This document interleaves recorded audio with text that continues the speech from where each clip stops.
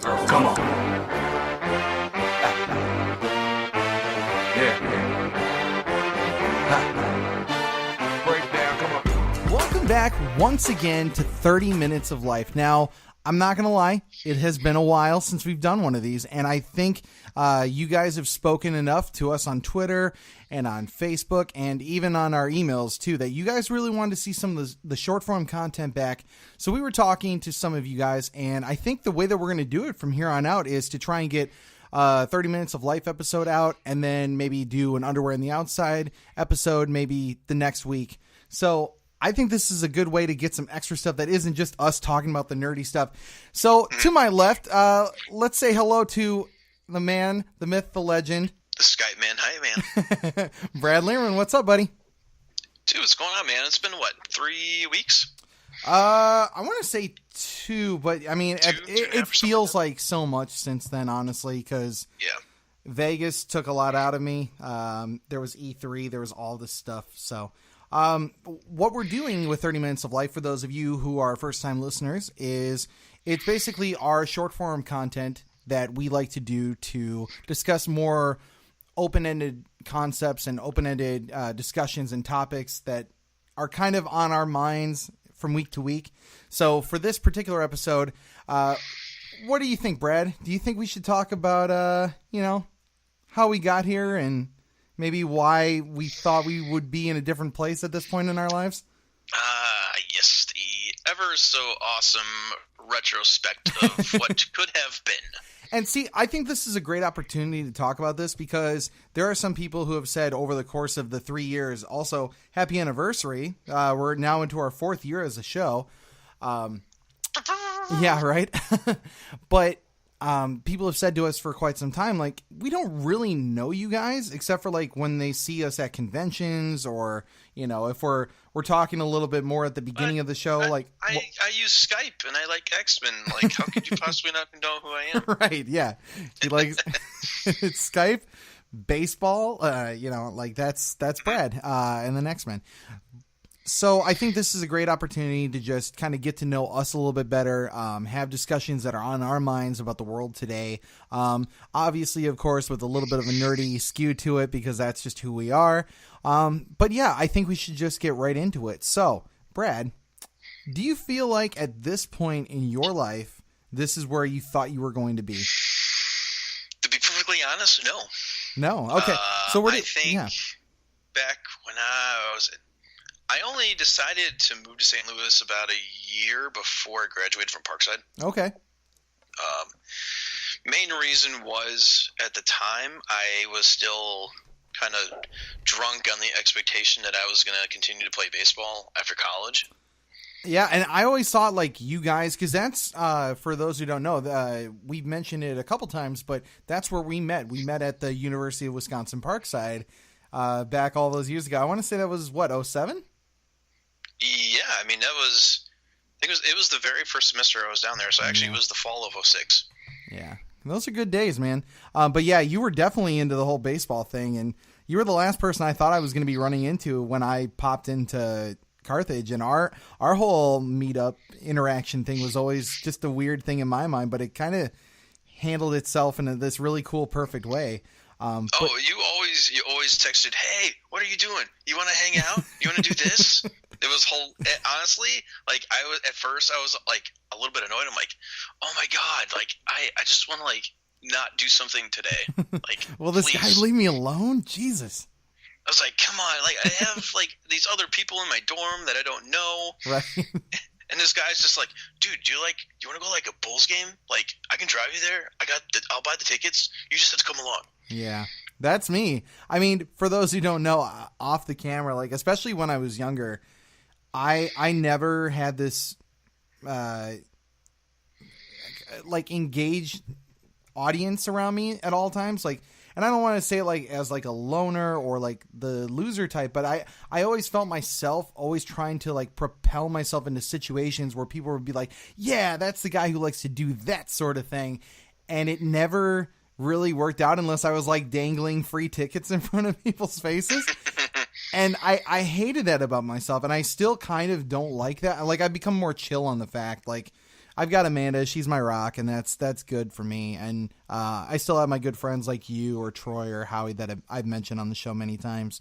But yeah, when I was younger, it was always this kind of like fluctuation where everyone, I think, because we were kids, we were always trying to like find ourselves and that sort of thing. So I just kept thinking to myself, man, if I hold on to my one friend that was at the college that I knew, who was my buddy Rory, who you met during that Chicago Bulls game, him or even like Andy Wells, who wants to be on the show and maybe one day will be on the show, but we'll save that for another day. There was just a smaller group at that time that I did, and a bunch of people I never knew. So I thought, hey, I'll just get myself out there and, Bulls tickets and who's a sports fan. And yeah, that resulted in me kind of getting to know you a little bit better. And I always thought that was very interesting, especially because we were tied by a very specific tether. We'll leave that undisclosed, but we met through like a person. Yeah, we met through sort of like a weird circumstance. Yeah, and a commonality, if you will. Yeah, we knew of a particular person, but the other thing too is that person was involved in a thing which was faith, and our faith was something that we actually had in common with each other.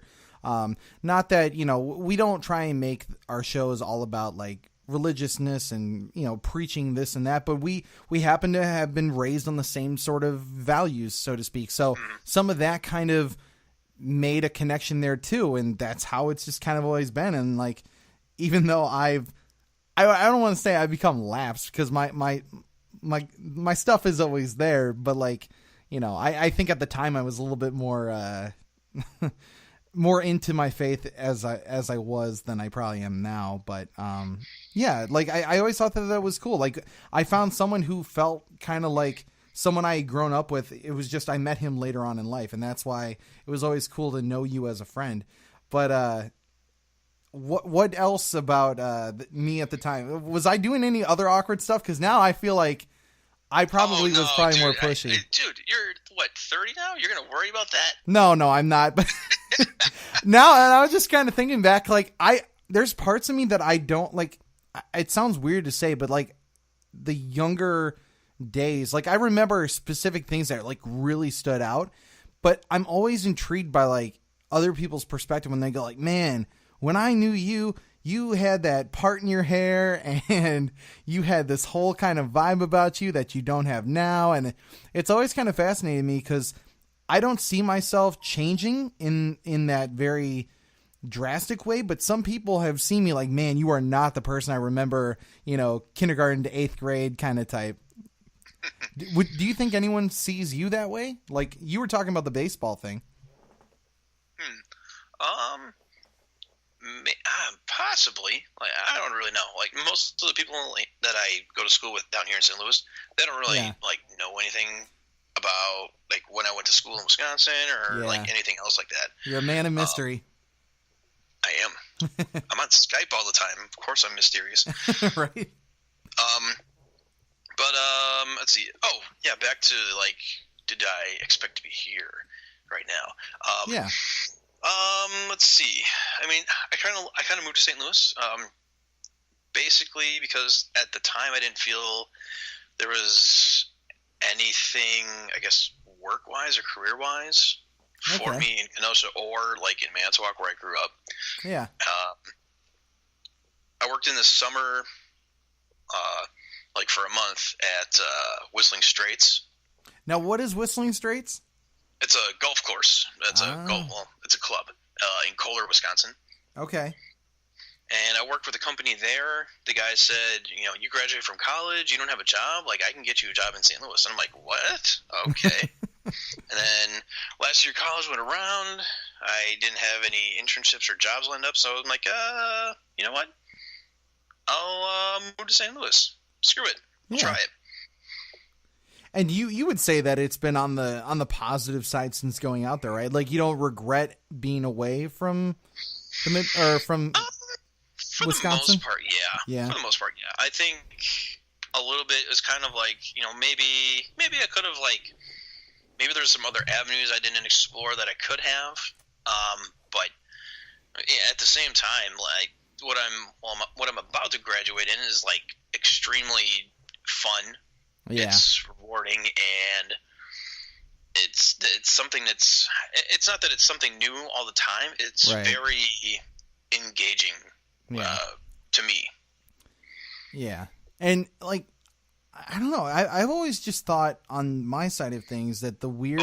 Fun fact. Go ahead. Yeah. Fun fact. Yeah. For everybody that doesn't know, when Ryan was like, oh, was God. like 19 or 20, he constantly went on about making this like 3-tier restaurant. Oh my God! thing. Yes. And he wanted to be this like master DJ. Yeah, I sure did. So this is I'll give like an early picture of Ryan, yeah. sort of in like a DJ phase, and then like, oh dude, I want to build like this restaurant and DJ place, and it's gonna be so awesome. It's gonna be popping in Kenosha. I had such like, honest to God, that idea I still love to this day because we just came from Vegas. And they had a thing like that where it was like a different floor had a different theme, and I was like, son of a bitch, they took my idea. But like, really, I actually developed that idea back when I was in small business class back as a sophomore at Tremper, okay. my high school days. And they were like, oh, come up with an idea for a thing that you want to do, like run a business down the road. And I was like, okay. So the one thing I had at the time was a drive-through CD and record business.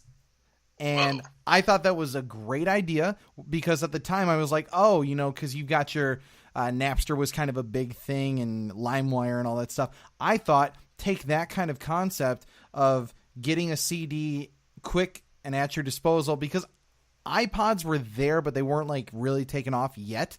So it was like you'd have like a thing that maybe had 100 songs on it, and that was cool at the time, but really CDs were still there. So everyone in Kenosha was doing burn CDs. So I thought, man, if I could just burn CDs for people, I could charge them the same price as a normal one, but they still get the same kind of content that a normal CD would be. So you pay like $10 for 10 songs on a CD, and really you're really paying for the cost of the CD at the time. Not saying that idea was fully fleshed out. I wasn't really... There's a thing called the piracy. Right, yeah, well, there was that. But there was like the future proofing of it all too, which I had not considered. I thought, oh man, CDs are going to be around for forever and blah, blah, blah. My store would have been shut down by now easily. So at the time I was kind of thinking to myself, maybe that's not my best idea. What can I come up with next? And then at the time I was thinking, I love music.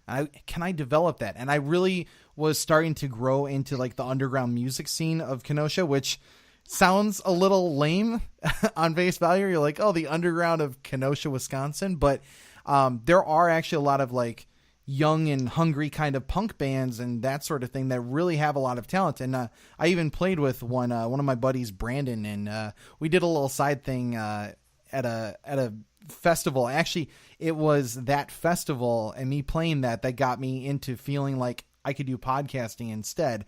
But that's a story for another day.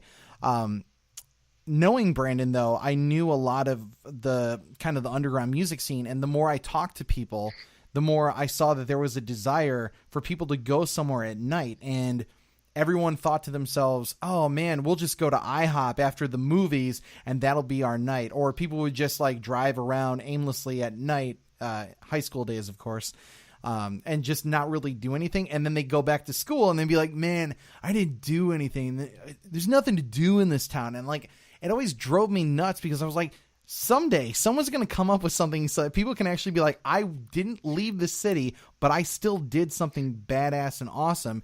And I always thought music was that gateway. So I came up with, I think I called it the hotspot or something like that, with like a flame over the O. And I had a whole design created up.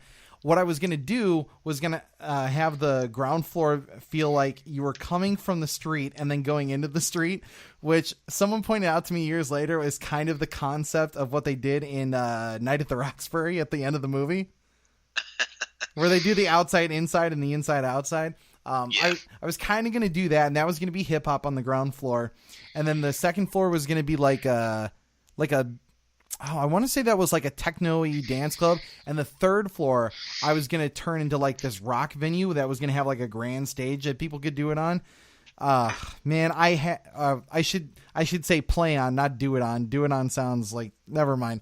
But that was my idea, and I stuck so strong to that. And then college came, and I would pitch that to people, and they'd be like, "You are so stupid." And I was like, "Huh, maybe I should try something different." So I then decided to pursue a history degree, which I have not followed through in any way, shape, or form since then. But aside from like the sports and all that stuff, was there any other part of your life that you saw going a different way? Like, one thing I always think about is like being married and having kids at our particular age. Well, in college, I thought about pursuing psychology. Oh, cool. Instead. Okay. That was like halfway through school, and then I was told like that I'd have to be in school for like another 4 years after that. And then like 4 years after that, and I was like, I don't want to be in school for that long. Right. Yeah. I mean, it's tough. Yeah, exactly. And then when I eventually quit the job that I had down here and was exploring, what to do what to do. Yeah. I thought, let's go back to school. And I'm like, what if I went back for psychology? Right. And then I realized I probably wouldn't have a job until I'm like 35. Oh, yeah. I don't know. See, that's the thing. I'm kind of in that same camp as you, where like I just don't know if I could ever commit to it. My mom, at the time, she was like, "Oh, well, you seem like you're kind of like in this flux where you're trying to figure out if this is right for you, that's right for you." And she always had like the best idea for me, at least in her mind, where it was like, "Oh, I hear that this is a hot and upcoming job. Like you could lay pavement for a living." I'm like, "No, I don't want. Why would I want to?" I mean, all respect to people who do manual labor jobs, and I've done my fair share in my time, but like, I don't want to like look at my life and think I peaked at, laying concrete, I just not. Yeah. I mean, again, respect to those guys, because I know some of them get paid really well to do it, and some of them move up with their laboring jobs, and some of them end up managing the people who do that, and then they end up making buku bucks. But I just never saw that for myself. I did enough manual labor around my house growing up as a kid where I was like, you know what? Being behind a desk or telling people what to do, that's where the money is for me, and that's where I'm good at. But yeah, it's just that never really seemed to equate for me. And she even tried, in terms of like the medical field, to get me into like radiology and things like that. And for a time there, she made that look like a very attractive offer. She was like, the schooling is lesser, it's this, it's that. And I just kept looking at the medical side of things and just thinking like, yeah, it's this for now, but then if I want to continue on with that education, it's going to be more years in school that I just don't want to commit to. Like the nice thing about my life, not to brag or nothing, is that I don't have the level of debt that I know other people around me do. I have my debt in other ways for different various reasons, but I never had that like, oh, I'm like $60,000 in debt, but in 20 years I'll pay it off. I'm like, I can't look at that kind of number and be like satisfied with myself. So I never went down that path, but I there's a part of me that I always kind of wish I had, because I see some of those people and they've got like 3 kids now, and they've got this and they've got that. They've still got a mountain of debt that they're still trying to pay off, and the kids probably haven't made that any easier for them. But they seem like they're happy getting the amount of money that they're getting and finding a way to make it all work. But I don't know. I never saw that working for me in the long term. So, yeah. But I was kind of asking you before, did you ever think that at this point you'd have like kids or some sort of different, maybe like home life structure or anything like that? I didn't have the idea of trying to get married at like, my early 20s. That wasn't really, that really wasn't a priority at the time. Yeah. And I think probably as I got older, I started seeing, more value in that. Right. And, at fully turning 30, you kind of start to value not just having a family, but you're you value what it offers after. Yeah. You know, after you get your kids out of diapers, you know. You're right. You know what happens after. You know, it's no longer about taking care of them. It's just kind of like observing what they do, what they decide to do, and then you know the whole script flips, and then all of a sudden, like, you're like, oh my god, like I'm my parents now when I was this age, right? You know? Yeah, totally. And like, I have that propensity in myself to seek out, you know, that sort of lifestyle, that you know, what is it, the 2.5 kids, the nuclear family, or whatever they call it, you know, like that whole sort of concept of, you know, just settling down and whatever. And I want that. I do. And, you know, Amanda has, you know, a slightly different take. Like, she's not the greatest around kids. Like, she doesn't like when kids are whining and crying around her. And I have to agree with her from time to time. Like, my heart tends to open up when I get around kids, where I'm just like, oh, man, I just want to have another, like, little me. As scary as that is, as scary as that is for the rest of the world to realize that there could potentially be another me out there one day. I've always, especially being like the oldest in my family, I always felt that desire and somewhat responsibility to kind of carry on the family name. Like, I know that Anderson is never really like, you know, we have some, you know, accolades of sorts, but nothing like, you know, we're not movie stars by any means. But there was always a part of me that felt like there was something special about being Ryan Anderson, or, you know, being of my family, that I always felt that if nothing else, if I could just bring one male child into this world who could carry on the name, even if he would tarnish it irreparably forever, like, I would at least try and do the right thing and, like, bring him into the world and, you know, teach him right from wrong. Cause I don't think I have all the right answers, but I do feel like at some point I could impart some of the things I've learned over the years and bring someone better into this world than, you know, some of the crazy characters I've run into over the years. I'd rather bring someone good into the world than allow for someone else to bring someone insane into the world. But then again, maybe I'll bring someone insane into the world and my whole point becomes completely irrelevant. But I honestly don't know. I just, like, I had an idea for 2 kids that I wanted to have, and they were going to be named really cool names. But then I found out at the time there was the show, what was it? Laguna Beach, that was on MTV. And oh, no. I ran into one of those characters when we were down in Laguna Beach, where one of my family members happened to have a house on the hill or on the mountainside. And the guy was so dumb.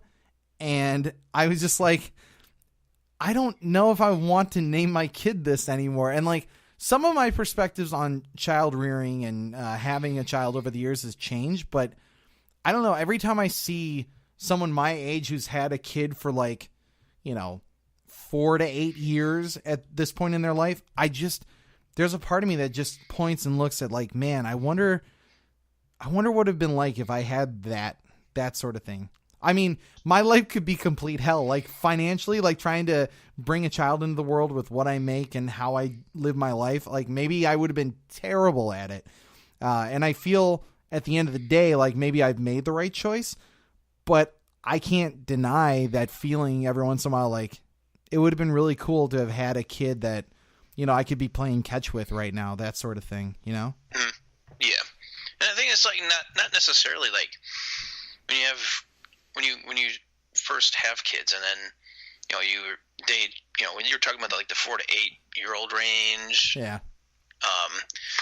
It's not necessarily like so say like your job, you could have had maybe, you know, 1 or 2 kids, but it would have been extremely tough. Oh yeah. You know, I don't think it's necessarily like the kids make it tough. It's more so just not necessarily the lifestyle, but just the amount of time management you'd have, that it would put an extreme strain on you. Oh yeah. My amount of opportunities, like, and again, not to like brag or whatever, but like me doing the commercials that I did, or doing this podcast, for example, any of the opportunities that I've been able to take part in, I guarantee you that would have been cut into like 1/10 of what I've been able to experience. So, Yeah, I think about that too. And, as much as I wish for this thing to exist, it might have actually taken away from some of my other dreams that I would have had in life. And I know that because one of my friends, she got knocked up at 18 by a guy that she did not love. And her kid is already 12 years old, which is crazy to me to think about. Because like I knew her getting pregnant in high school, and it was just such a weird thing at that time. I was like, even at that point, I was thinking to myself, like, this is weird for all the, kind of weird reasons that you would think of someone getting knocked up in high school. But at the same time, I was still like, man, I wish, that kid had a father. And then I found myself like going like, maybe I could be a good father one day and that sort of thing. But when I think back on it, like if I had a 12-year-old at this point in my life, I don't know if I would have been a good father, especially at 18. Like I was doing like Taco Bell jobs, like I would have been terrible. I would have been terrible at it. But yeah, it's weird to think about it in the grander scheme of things because, whether it's relationships or, trying to have a family or education, you feel there's always that feeling of the road less traveled or not traveled at all. And I think still at the end of the day, where we found ourselves is a great place. Being able to do this, I was going to mention this on Nerd Rage Weekly, but I ran into two fans of ours at the Las Vegas Comic-Con, and they asked me some silly questions, and they were really cool, and I'm glad that I got to talk to them. But, like, the fact that random people I've never met in my entire life know me in another part of the continent, Vegas, especially when we emanated out of the Midwest, it's just such a cool kind of reach and experience to have that. I'm sure they probably know you too, but it's just, they probably wouldn't know your face, but they'd know the shirt and be like, oh, you must be Brad. And it's just cool that we have that. And I don't think, like, even though I wish that our Patreon was a little bit, higher up in numbers and a little bit, we were bringing in a better income, I still think that at the end of the day, what we have on the table in front of us is just such a great thing. And I'm so appreciative of it. But do you have any other regrets or thoughts on, maybe the road less traveled? I guess not really.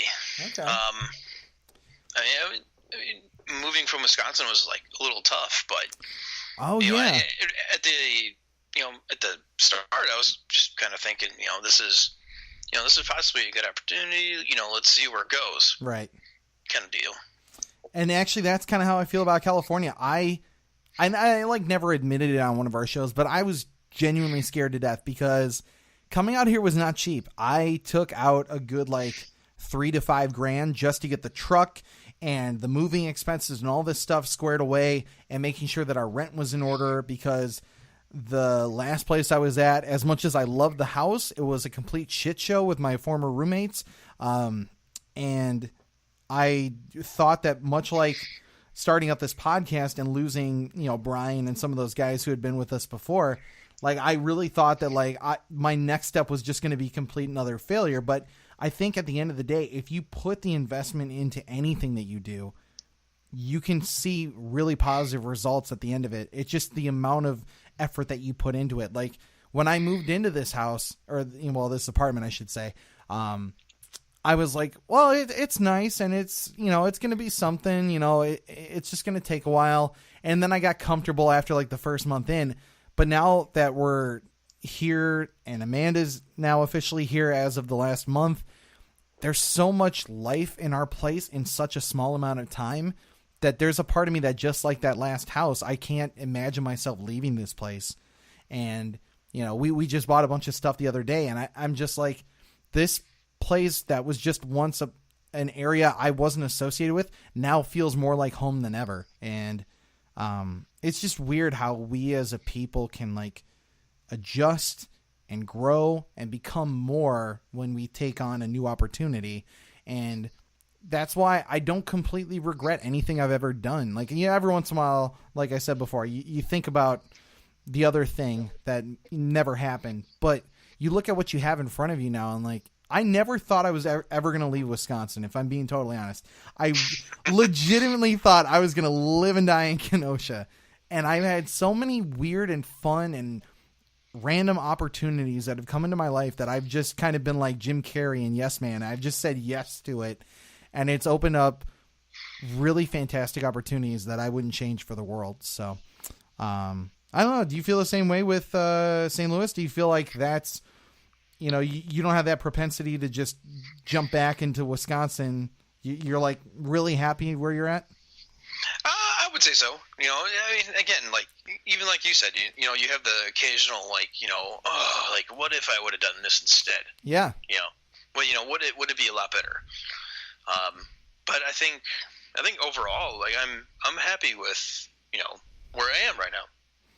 Yeah, and I'm happy where you're at too, because honestly, I think the situation that you're in and the situation I'm in, I think has just been, you know, a beautiful situation that is made for an awesome show that people have come to appreciate after all this time. And I think this is probably a good place to call it. So this has been this week's episode of 30 Minutes of Life. As always, I want to thank Brad because I feel like you're going to be the constant through all of these, just like you are with Nerd Rage Weekly. But at the end of the day, though, I really appreciate you guys for speaking out and saying we want short form content like this, and just kind of speaking your minds as to, you know, what you want to see from us going forward, because we don't want to put out stuff that's, you know, not for you. You know, I mean, or putting you asleep on the freeway. You know, we don't want that to happen. You know what? Honestly, as lame and probably self-righteous as it probably sounds, I've been listening to our podcast with all the driving I've been doing in the rental car. Because I was listening to some other ones, including one that I used to kind of listen to that came back, and I was just like, I would actually rather listen to us. As pat on the back moment as that sounds like, I don't know. I don't know. I just like staying awake at the wheel, and I'll listen to anyone talk about anything at this point. But really, honestly, guys, I want to just say thank you. You know, because without Brad and without you guys, none of this is possible. So if you could, please try and support us over on our Patreon, as I mentioned earlier in the show. Find us on Facebook, Twitter, tell your friends about us. Actually, if you could, it would be a real big favor to us if you could go and leave us a nice little iTunes review over on our page there. Actually, we had a couple purchases recently on our TeePublic store, which I, for a little bit there, was kind of forgetting about because I've been so up in my own thing. So you guys can always make purchases there, get some of our new merch. We've got new logos and new things being working on all the time, including one that Brad is keeping under wraps for the time being.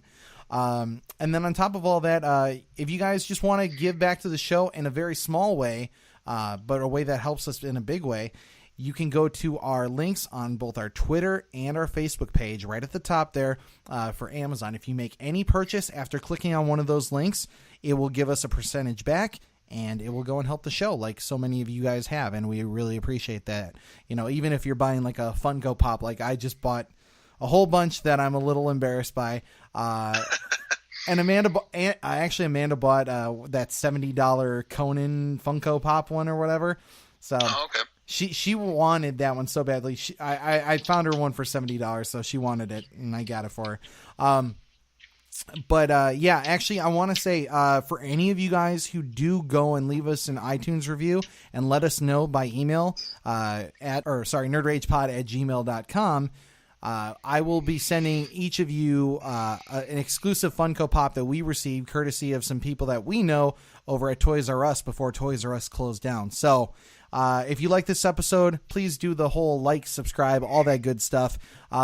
We are actually officially uploading on YouTube now, so people can go and listen to us on YouTube if they want. Video coming soon.